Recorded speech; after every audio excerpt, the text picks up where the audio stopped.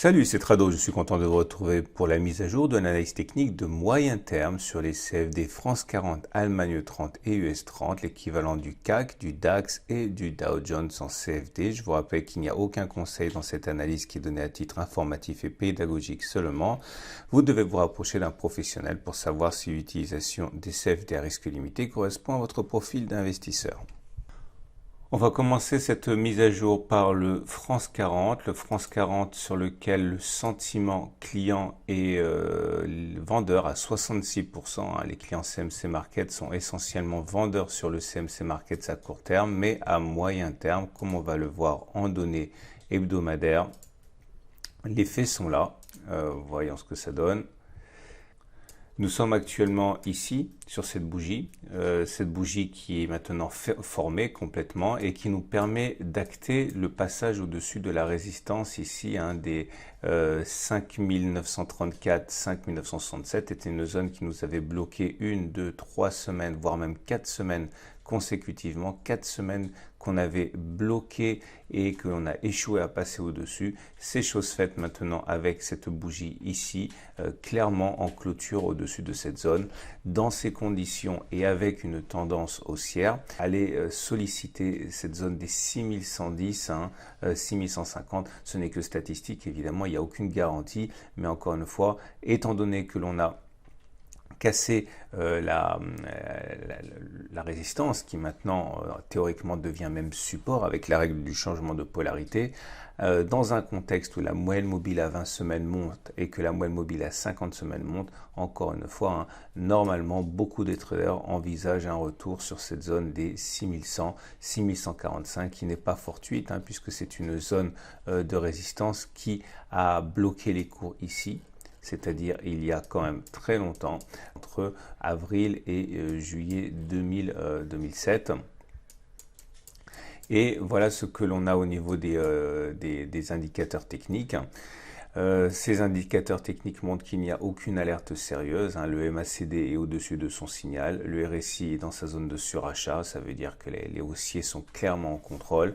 Lorsque l'on regarde ce qui se passe au niveau des indicateurs techniques courts, rapides, on voit que le MACD 0, qui est beaucoup plus réactif que les autres, est également en tendance haussière avec une situation où il est au-dessus de son signal. Et le stochastique, qui est également un indicateur technique très rapide et au-dessus de son signal aussi. Donc il n'y a aucune alerte pour l'instant pour le CAC 40. On regarde rapidement ce que nous dit l'Ishimoku en termes de confirmation ou d'infirmation de ce qu'on vient de dire. Voilà ce que l'on a. Donc on a une situation où le nuage est ascendant. Vous voyez, donc la tendance de fond elle est haussière. On a également la Tenkan qui est ascendante, la Kijun qui est ascendante. Bref, les cours sont au-dessus de la Tenkan, au-dessus de la Kijun, au-dessus du nuage, toutes les trois ascendantes. Il n'y a aucune raison d'anticiper pour l'instant, j'ai bien dit pour l'instant, un retournement de tendance en données hebdomadaires. Et il est donc envisageable pour de nombreux traders sans doute que l'on aille solliciter les 6105 zones de la prochaine résistance. Le prochain support, c'est donc cette zone des 5934, 5962. On passe maintenant à l'autre grand marché européen. Il s'agit du DAX, avec un sentiment client pour le DAX qui est légèrement vendeur à 58% pour les clients CMC Markets.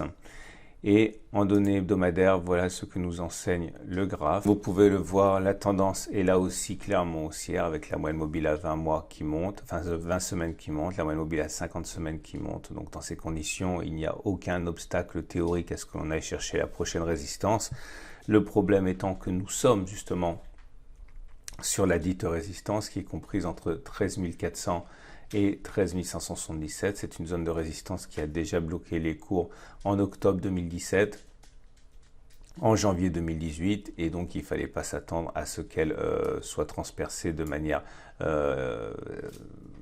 facile, sans aucune difficulté. Et d'ailleurs, c'est ce à quoi on assiste actuellement. Donc on n'a pas les coups des franges sur le DAX 30 comme on peut l'avoir sur le CAC 40 en équivalent CFD. Néanmoins, lorsque l'on regarde le graphe, on a des supports qui sont pas très loin, qui ont été sollicités la semaine dernière. Le premier support ici est à 12 892. C'était une zone de support parce que c'était une zone de résistance qui a été cassée. Et donc, elle a changé de polarité en devenant support. Et vous avez compris, le prochain résistance est là à 13 400. Alors, la tendance, elle est haussière. Est-ce que cela suffit, ces GCX successifs, pour inverser les indicateurs techniques? Non, le MACD est toujours au-dessus de son signal. Le RSI est toujours dans sa zone de surachat. On pourra remarquer une légère divergence baissière sur le RSI, puisque les cours font des plus hauts, mais pas le RSI. Nous avons également au niveau du MACD 0 un croisement de signal, ce qui est une alerte en soi, et le stochastique qui est en dessous de son signal aussi. Donc si on fait le bilan de tout ça, les indicateurs techniques rapides commencent à se fatiguer pour le DAX, puisque les indicateurs techniques sont passés en dessous du signal. Par contre, la contagion ne s'est pas encore faite aux indicateurs lents, donc pour l'instant il n'y a pas de tendance baissière au niveau des indicateurs qui se met en place, avec le RSI qui est toujours dans sa zone de surachat, le MACD au-dessus de son signal. Mais il est vrai que le travail de SAP a commencé au niveau des indicateurs techniques rapides. Il ne faudrait pas qu'il se propage aux indicateurs techniques lents. Mais la tendance, bien sûr, vous l'avez compris, est toujours haussière pour l'instant. Il ne faudrait pas échouer trop longtemps en fait sur cette zone de résistance. On utilise rapidement l'Ichimoku pour voir où on en est au niveau de cet indicateur. Et comme vous pouvez le voir, aucune alerte, puisque la tendance est clairement établie à la hausse avec un nuage qui monte, une Kijun qui monte, une Tenkan qui monte, les cours qui sont au-dessus. Donc là encore, même si on doit avoir une petite correction, il n'est pas établi du tout que cela se mue en tendance baissière. La tendance est toujours solidement haussière. On va terminer maintenant avec l'US 30, l'équivalent du Dow Jones, avec un graphe et un sentiment client qui vont apparaître.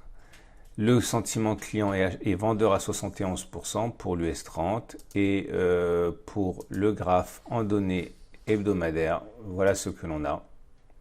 Une tendance haussière clairement établie avec une moyenne mobile à 20 semaines qui monte, une moyenne mobile à 50 semaines qui monte. Dans ces conditions, on ne voit pas trop pourquoi on parlerait d'inversion de tendance, même si la progression est significative depuis le début de l'année.